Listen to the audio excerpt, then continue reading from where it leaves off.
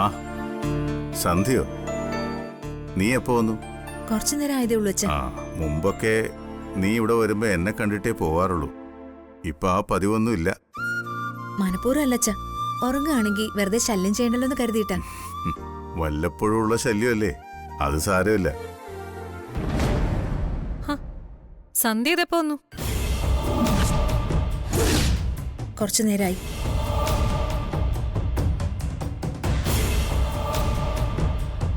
ഞാൻ ഇന്നലെയും കൂടെ ആലോചിച്ചതേ ഉള്ളൂ, സന്ധ്യയെ കണ്ടിട്ട് കുറെ ദിവസം ആയല്ലോന്ന്. അപ്പൊ അത് ശരി, കൂട്ടുകാരായ നിങ്ങൾ പോലും പരസ്പരം കാണാറില്ല. അടുത്ത കൂട്ടുകാരൊക്കെ ആവുമ്പോൾ ആഴ്ചയിൽ ഒരു ദിവസമെങ്കിലും പരസ്പരം നേരിട്ട് കാണണം. എല്ലാം പരസ്പരം തുറന്ന് സംസാരിക്കാൻ വേണം. സന്ധ്യമോൾക്ക് അതിനുള്ള സമയം കിട്ടില്ലായിരിക്കും അല്ലേ? ഇല്ല അച്ഛാ, ഞാൻ അത്രയും അത്യാവശ്യ കാര്യങ്ങൾക്ക് ലീവ് എടുക്കാറുള്ളൂ. ഇനി ഞാനൊരു ലോങ് ലീവ് എടുക്കുന്നുണ്ട്, എന്റെ ഇക്കയുടെ മരണത്തിന് ഉത്തരവാദിയെ കണ്ടുപിടിച്ചതിന് ശേഷം. അത് ഒരു കൊലപാതകമായിരുന്നു തന്നെയാണോ ഇപ്പോഴും മോള് വിശ്വസിക്കുന്നത്? അതെ അച്ഛാ, അതിന് പല കാരണങ്ങളുണ്ട്, എല്ലാം തെളിഞ്ഞു വരുന്നുണ്ട്. ഏത് മഹാഭാവിയാണോ ഈ ചതി ചെയ്തത്? ആര് ചെയ്താലും അതിന്റെ ഫലം അനുഭവിക്കും മോളെ, എനിക്കുറപ്പാ. എന്തായാലും നിന്റെ പോരാട്ടം നിർത്തണ്ട. അത് ചെയ്തവനെ കണ്ടുപിടിച്ച് നിയമത്തിന് മുമ്പിൽ കൊണ്ടുവന്ന് ശിക്ഷയും വാങ്ങിക്കൊടുക്കണം. അതിന് തന്നെയാണ് അച്ഛാ എന്റെയും ശ്രമം. എത്രത്തോളം എനിക്കതിന് സാധിക്കുമെന്നറിയില്ല. മോള് സൂക്ഷിക്കണം. ഇതൊക്കെ ചെയ്യാൻ മടിയില്ലാത്തവര് ചില്ലറക്കാരാവില്ല. എന്തും ചെയ്യാൻ മടിയില്ലാത്ത കൂട്ടരായിരിക്കും. ഏത് കൂട്ടരായാലും കണ്ടുപിടിച്ചല്ലേ പറ്റൂ അച്ഛാ. ഉടനെ അവരെ ഞാൻ കണ്ടെത്തും. എന്നാ ഞാൻ ഇറങ്ങട്ടെ അച്ഛാ. മോളെ,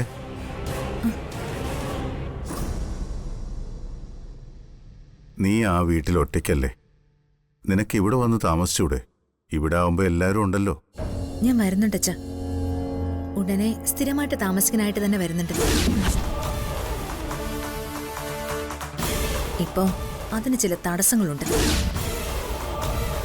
ആ തടസ്സങ്ങള് ഉടനെ മാറും. അപ്പൊ ഞാൻ ഇങ്ങോട്ടേക്ക് വരാം. ആയിക്കോട്ടെ. പോട്ടെ അവന്തികെ.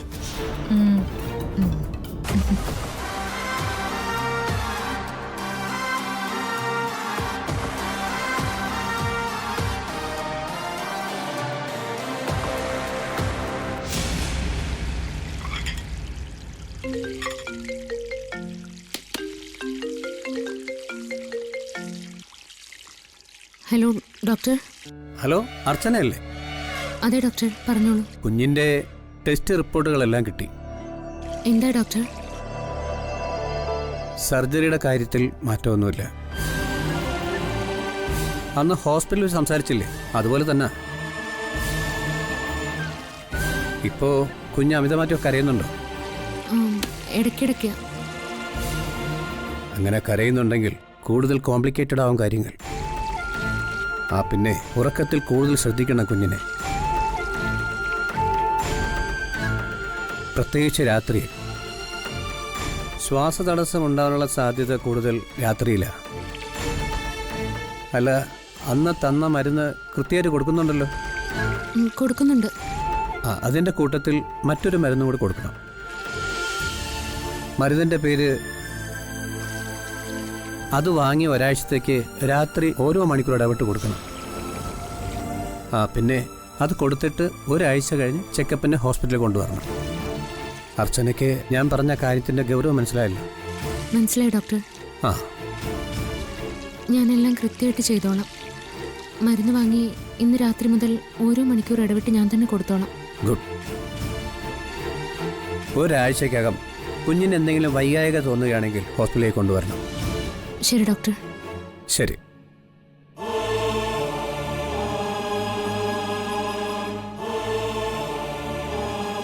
എന്താ ഡോക്ടർ പറഞ്ഞേ? പറയാം.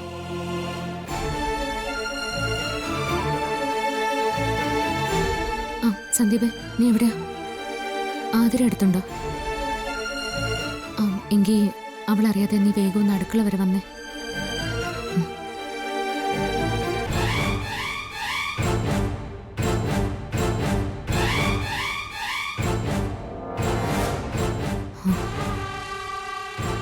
എന്താ എടുത്തി? ഡോക്ടർ വിളിച്ചിരുന്നു. മോളുടെ ടെസ്റ്റ് റിപ്പോർട്ട് എല്ലാം കിട്ടി. സർജറിയുടെ കാര്യത്തിൽ മാറ്റമൊന്നുമില്ലാന്ന്. ഡോക്ടർ ഒരു മരുന്നിൻ്റെ പേര് അയച്ചു തരും. അത് ഇന്നു മുതൽ രാത്രി ഓരോ മണിക്കൂർ ഇടവിട്ട് കുഞ്ഞിന് കൊടുക്കണമെന്ന്. ഒരാഴ്ച കഴിഞ്ഞിട്ട് ചെക്കപ്പിന് വീണ്ടും ചെല്ലാൻ പറഞ്ഞു. ഞാൻ ആലോചിക്കുന്ന അതല്ല, രാത്രിയും എങ്ങനെയും മരുന്ന് കൊടുക്കുന്നത്? അങ്ങനെ കൊടുത്താൽ ആതിര ഇതറിയില്ലേ? മരുന്നിനെ കുറിച്ച് അവൾ അറിഞ്ഞാൽ നമ്മൾ അവളിൽ നിന്ന് മറയ്ക്കുന്നൊക്കെ അവൾ അറിയും. ആലോചിച്ചിട്ടാണെങ്കിൽ ഒരു എത്തും പിടിയും കിട്ടുന്നില്ല. കുഞ്ഞിനെ അർച്ചനയുടെ അടുത്തെത്തിച്ചാ പോരെ? മതി. മോളെ രാത്രി എത്തിക്കാൻ പറ്റിയ മരുന്ന് ഞാൻ തന്നെ കൊടുത്തോളാം. എടുത്തി ഓരോ മണിക്കൂർ ഇടവിട്ടെന്നൊക്കെ പറയുമ്പോൾ എടുത്തി അത്രയും റിസ്ക് എടുക്കേണ്ടി വരും. അതുകൊണ്ട് ആതിരയോട് എന്തെങ്കിലും കള്ളം പറഞ്ഞ് ഞാനും അവളെ കൊടുത്തോളാം. ഉറക്കമല്ലല്ലോ സന്ദീപ എനിക്കിപ്പോൾ വലുത്. അല്ലെങ്കിൽ തന്നെ ഇന്ന് രാത്രി മുതൽ എങ്ങനെയാ ഞാൻ സമാധാനത്തോടെ ഉറങ്ങുന്നേ? കുഞ്ഞിനെ രാത്രി എൻ്റെ അടുത്തേക്ക് കൊണ്ടുവരാൻ പറ്റുമോ? പറ്റും. രാത്രി ആതിരയുടെ അടുത്ത് നിന്ന് കുഞ്ഞിനെ അർച്ചനയുടെ കയ്യിൽ എത്തിക്കുന്ന കാര്യം ഞാൻ ഏറ്റു. ഞാൻ ഏറ്റുന്നേ.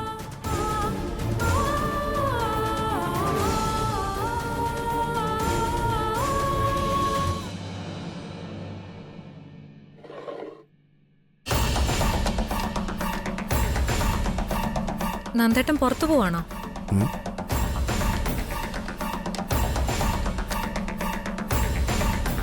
നന്ദേട്ടാ ഒന്നും കഴിക്കുന്നില്ലേ? നിനക്ക് എന്നോട് വല്ലതും ചോദിക്കാനോ അറിയാനുണ്ടെങ്കിൽ നേരെ മാറ്ററിലേക്ക് വാ.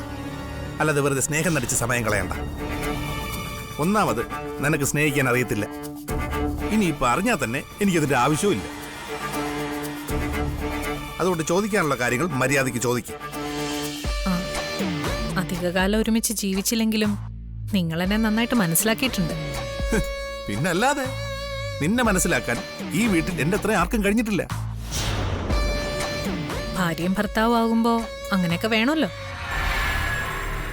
ഇനി ഞാൻ ചോദിക്കാൻ വന്ന കാര്യം ചോദിക്കാം. ആ സന്ധ്യ എന്തിനാ ധനുഷിനെ ജാമ്യത്തിലെടുക്കാൻ നടക്കുന്നത്? അവളും ധനുഷും തമ്മിൽ എന്താ ബന്ധം? നേരത്തെ കണ്ടപ്പോൾ നേരിട്ട് ചോദിച്ചൂടായിരുന്നു? എന്റെ കൂട്ടുകാരിയല്ലേ? അല്ലെങ്കിൽ വിളിച്ചു നോക്കി. കൂട്ടൊക്കെ ഇപ്പോ ഇവിടെയല്ലേ? മാറി നിന്നുള്ള സംസാരവും രഹസ്യം പറച്ചിലും ഒക്കെ നിങ്ങളോടല്ലേ ഇപ്പോ? ദേവന്തികെ, നീ നിന്റെ കാര്യം നോക്കിക്കോ. അതെ, ഈ മുറിക്ക് പുറത്ത് നിങ്ങൾ എന്റെ ഭർത്താവാ. ഭർത്താവില്ലാത്ത അവളുമായി മാറി നിന്ന് സംസാരിക്കുമ്പോ അത് എന്നെ കൂടെ ബാധിക്കും. ഭാവിയിൽ അത് വലിയ പ്രശ്നങ്ങൾ ഉണ്ടാക്കും. നിനക്ക് ഇനി എന്തോന്ന് ഭാവി? ആരുടെയെങ്കിലും കൈ കൊണ്ട് നീ ചാവും. അത് തന്നെയാണ് നിന്റെ ഭാവി. അതെന്റെ കൈ കൊണ്ടാവരുതേ എന്ന് നീ പ്രാർത്ഥിച്ചോ. സന്ധ്യയും ഞാനും മാറി ഇന്ന് സംസാരിച്ചതിനേക്കാൾ നാണക്കേടാത്. സന്ധ്യ എന്നോടൊരു കാര്യം പറഞ്ഞു. ഞാനത് ചെയ്തു കൊടുക്കാമെന്നും പറഞ്ഞു. അത്രമാത്രം നീ പറഞ്ഞാൽ മതി. അങ്ങനെ സന്ധ്യ എന്ത് പറഞ്ഞാലും നിങ്ങളത് ചെയ്തു കൊടുക്കോ? ചെയ്തു കൊടുക്കോന്ന്? അതെ, ചെയ്തു കൊടുക്കും. പറയുന്നത് മാത്രമല്ല, പറയാത്തതും കൂടെ ചെയ്തു കൊടുത്തു വരും. അത് നിന്നോട് പറയേണ്ട കാര്യമില്ല. അറിയാൻ നീ ഒട്ട് ശ്രമിക്കുകയും വേണ്ട. അവളുടെ ജീവിതത്തിൽ എന്നേക്കാ സ്ഥാനം നിങ്ങൾക്കുണ്ടോന്നാ എനിക്കറിയേണ്ടത്. അതിന് സന്ധ്യയുടെ ജീവിതത്തിൽ നിനക്കെന്ത് സ്ഥാനമാണ് ഉള്ളത്? അവളെ കൊല്ലാൻ നോക്കിയ നിന്നേക്കാൾ സ്ഥാനം ഈ എനിക്കുണ്ട്. നിങ്ങൾക്കും അങ്ങനെയാണോ? ഞാനാണോ അവളാണോ നിങ്ങൾക്ക് വലുത്? സന്ധ്യ തന്നെ. അതിന് നിനക്കൊരു സംശയവും വേണ്ട. നിന്നെയും ഒരു കാണ്ടാമൃഗത്തിനെയും ഒരുമിച്ച് പിടിച്ചു നിർത്തി ചോദിച്ചാലും ഞാൻ കാണ്ടാമൃഗമെന്നേ പറയൂ. കാരണം തൊലിക്കട്ടി നിന്റെ അത്ര പോലും അതിനില്ല. നിനക്ക് സ്നേഹം കൂടിയപ്പോഴേ എനിക്കറിയായിരുന്നു സന്ധ്യ എന്തിനാ ധനുഷിന് ജാമ്യം എടുക്കാൻ പോകുന്നെന്നുള്ള കാര്യം നിനക്ക് പറയണമെന്ന്. അത് നിന്നോട് പറയാൻ എനിക്കിപ്പോൾ മനസ്സില്ല. പിന്നെ ഞങ്ങൾ മാറി നിന്ന് സംസാരിച്ചത് അതെന്താന്ന് വൈകാതെ നീ അറിയും. രാവിലെ തന്നെ കുലസ്ത്രീ കളിക്കാൻ ഇറങ്ങിക്കുന്നു.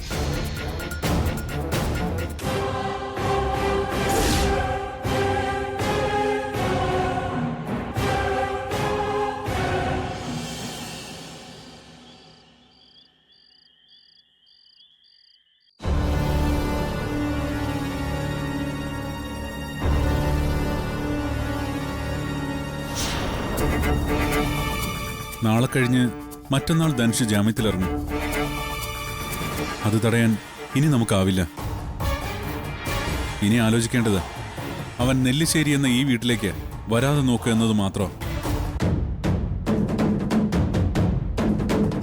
അവൻ വരും, എനിക്കുറപ്പാത്.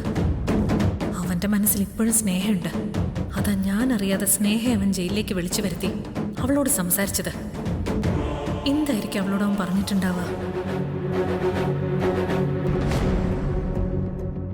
അത് നമുക്ക് ഊഹിക്കാവുന്നല്ലേ ഉള്ളൂ സച്ചേട്ടാ.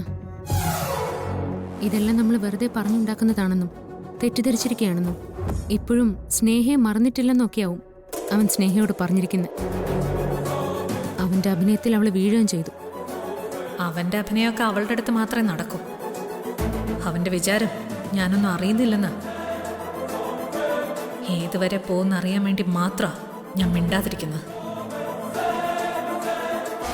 ഇനി ഇങ്ങനെ മിണ്ടാതിരുന്ന സ്നേഹയെ നമുക്ക് നഷ്ടപ്പെടും. മുൻപ് നമ്മൾ എങ്ങനെയാണോ അവളെക്കുറിച്ച് ഓർത്ത് ഭയന്നിരുന്നത്, ആ ഭയം തന്നെ മനസ്സിലേക്ക് വീണ്ടും വന്നു തുടങ്ങി സച്ചേട്ടാ. അവനെ ആരും ജാമ്യത്തിലെടുക്കരുതെന്ന് കരുതിയിട്ട് ഈ വീട്ടിലുള്ള നന്ദേട്ടൻ തന്നെ അത് ചെയ്തു.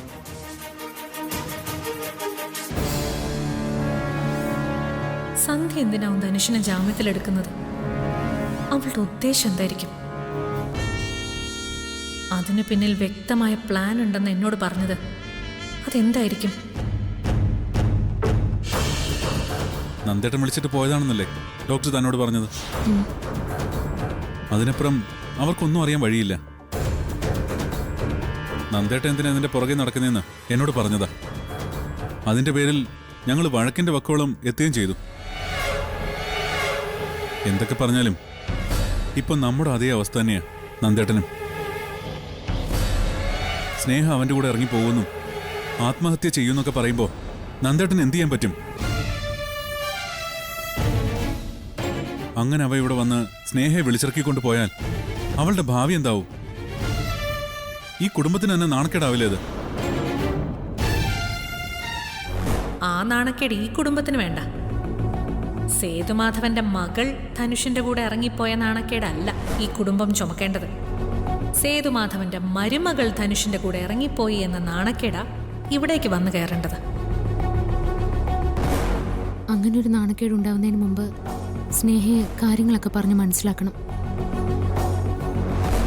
എന്നോട് അവൾക്ക് ദേഷ്യമായിരിക്കും, എങ്കിലും സാരമില്ല. ഞാൻ അവളോട് പോയി സംസാരിക്കാൻ പോവാ. സച്ചേട്ടൻ വരണ്ട. അവൾ എന്നോട് ഏത് രീതിയിൽ പെരുമാറുമെന്ന് എനിക്കറിയില്ല. എന്തായാലും ഞാൻ സ്നേഹം ഒന്ന് കാണട്ടെ.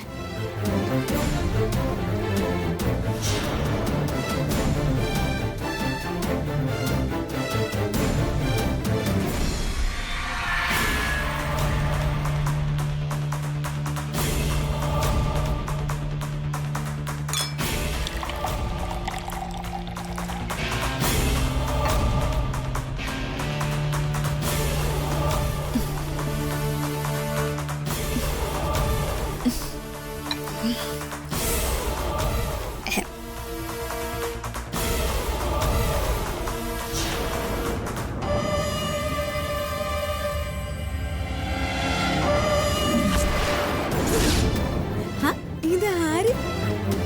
ഈ വീട്ടിലെ ജുഡീഷ്യൽ മജിസ്ട്രേറ്റോ?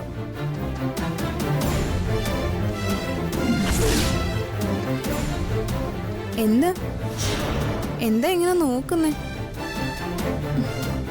ഞെട്ടണ്ട. ഇത്രയൊക്കെ ഞെട്ടാൻ വേണ്ടി മാത്രം ഇവിടെ ഒന്നുമില്ല. ഞാൻ ഇപ്പോഴും ഇവിടെ ഇങ്ങനെ ജീവനോടെ ഉണ്ടല്ലോ എന്ന് ഓർത്ത് വേണം നിങ്ങൾ ഞെട്ടാൻ. എനിക്ക് നിങ്ങളായിട്ടുണ്ടാക്കി തന്ന ഈ അവസ്ഥയിൽ എനിക്ക് പകരം വേറെ ആരെങ്കിലും ആയിരുന്നെങ്കിൽ എന്നേ കെട്ടി തൂങ്ങിയേനെ. ദേ ഇതില്ലായിരുന്നെങ്കിൽ അത് ചിലപ്പോ സംഭവിച്ചാന്.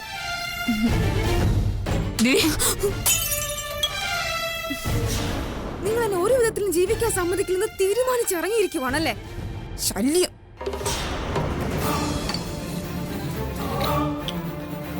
സ്നേഹം ഇങ്ങോട്ടാ. സച്ചേട്ടാ, ഇതാരാ? സച്ചേട്ടാ, അങ്ങോട്ട് വിട് സ്നേഹ. ഇങ്ങത്തോ, എന്തൊക്കെയാ കാണിക്കുന്നേ? എന്താ ചെയ്യുന്നത്? വല്ല ബോധമുണ്ടോ നിനക്ക്? എന്തു വിട്, വിട്. നോക്ക്, കണ്ടോ? എന്ത് കണ്ടോന്ന്? അങ്ങനെ എന്തെങ്കിലും കണ്ടാ തന്നെ ഈ വീട്ടിലെ ഓരോരുത്തരും അതിന് കാരണക്കാര്. മോളെ സ്നേഹ, നീ നീ എന്ത് ഭ്രാന്തൊക്കെ കാണിക്കുന്നേ? അതെ, സ്നേഹിക്ക് ഭ്രാന്ത. അതിന് ഏറ്റവും വലിയ കാരണക്കാരി ദേ ഈ നിൽക്കുന്ന എന്റെ ഏട്ടത്തിയ. എനിക്ക് ഇഷ്ടപ്പെട്ട ആളെ എന്റെ നന്ദേട്ടനും ഈ നിൽക്കുന്ന എന്റെ അച്ഛനും കൂടെ വിവാഹം കഴിപ്പിച്ചു തരാന്ന് തീരുമാനിച്ചപ്പോ മുതൽ തുടങ്ങിയതാ ഇവർക്ക് ഈ അസുഖം.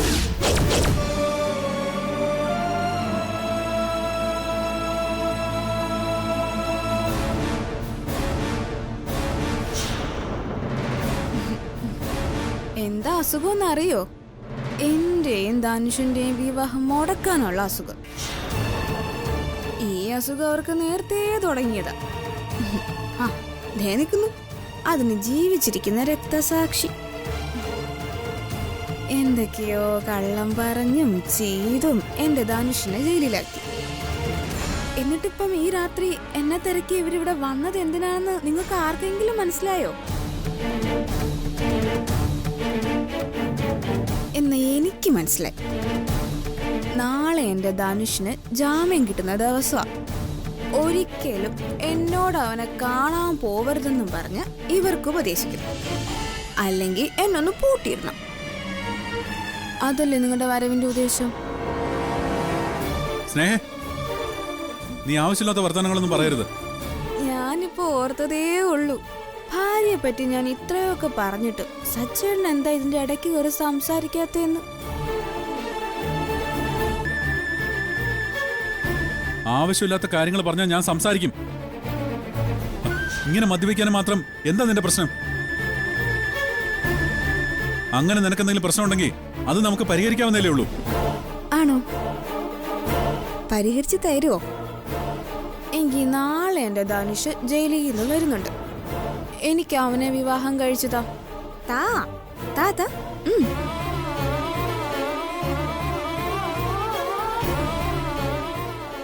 എന്താ പ്രശ്നം പരിഹരിക്കുന്നില്ലേ? ഈ പ്രശ്നത്തിനാകെയുള്ള പരിഹാരമാ ഞാൻ ഇപ്പൊ പറഞ്ഞ. എന്താ എന്താ ഇവിടെ? ഒന്നുമില്ല നന്ദേട്ടാ. ഞാൻ ഇത്തിരി സമാധാനത്തോടെ ഇരിക്കുന്നത് എന്റെ ഏട്ടത്തിക്ക് ഇഷ്ടായില്ല. അതുകൊണ്ട് എന്നെ ഇങ്ങോട്ട് വന്ന് ശല്യപ്പെടുത്തി എന്റെ സമാധാനം കളയുക.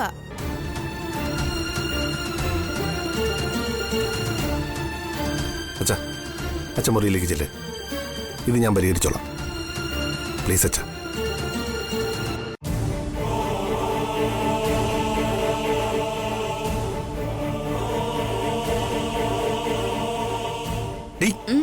നിന്നോട് ഞാൻ പറഞ്ഞല്ലേ എല്ലാത്തിനും പരിഹാരം ഞാൻ കാണാന്ന്. പിന്നെന്തിനാ നീ വീണ്ടും ഇത് ആവർത്തിക്കുന്നത്?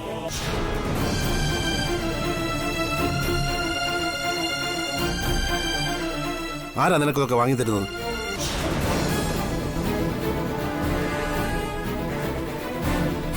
കണ്ടോ നമ്മുടെ അച്ഛന്റെ അവസ്ഥ? എന്തൊക്കെയായാലും ശരി, ആ മനുഷ്യനെ വേദനിപ്പിക്കുന്ന ഒന്നും ഞാൻ ആരെയും ചെയ്യാൻ അനുവദിക്കില്ല. അച്ഛന്റെ വിഷമം എല്ലാവർക്കും മനസ്സിലാവും. ബാക്കിയുള്ളവരുടെ വിഷമം ആർക്കും മനസ്സിലാവില്ല. മനസ്സിലാവും.